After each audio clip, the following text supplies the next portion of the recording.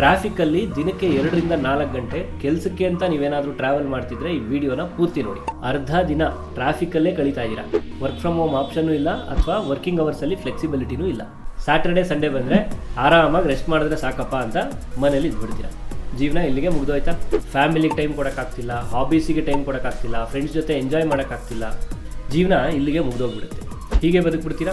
Area adjust ಆಗ್ಬಿಟ್ಟಿದೆ, ನಮ್ಮವರೆಲ್ಲ ಇಲ್ಲೇ ಇದ್ದಾರೆ, ಅಥವಾ ನಂದು ಸ್ವಂತ ಮನೆ ಅಂತ ಅನ್ಕೊಂಡು ವಾರದಲ್ಲಿ 1 ದಿನ ಖುಷಿಗೋಸ್ಕರ 5-6 ದಿನ ಕಷ್ಟಪಡೋದು ಯಾವ ನ್ಯಾಯ? ಜೀವನ ಪೂರ್ತಿ ಹೀಗೆ ಬದುಕ್ಬಿಡ್ತೀರಾ ಅಥವಾ ಇದರಿಂದ ಆಚೆ ಬರೋ ಪ್ಲಾನ್ ಏನಾದರೂ ಇದೆಯಾ? ಒಂದು ಮನೆ ಹತ್ರ ಇರೋ ಆಫೀಸನ್ನ ನೋಡಿ ಅಥವಾ ಆಫೀಸ್ ಹತ್ರ ಮನೆ ಮಾಡಿ. ಇದೆರಡೂ ಆಗ್ಲಿಲ್ವಾ?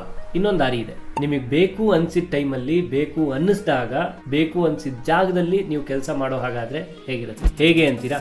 ಇನ್ವೆಸ್ಟ್ಮೆಂಟ್ ಫ್ರೀ ಬಿಸ್ನೆಸ್ ಸ್ಟಾರ್ಟ್ ಮಾಡಿ. ಹೇಗೆ ಅಂತ ತಿಳ್ಕೊಬೇಕಾ? ಬಯೋನಲ್ಲಿ ಲಿಂಕ್ ಇದೆ, ಚೆಕ್ ಮಾಡಿ.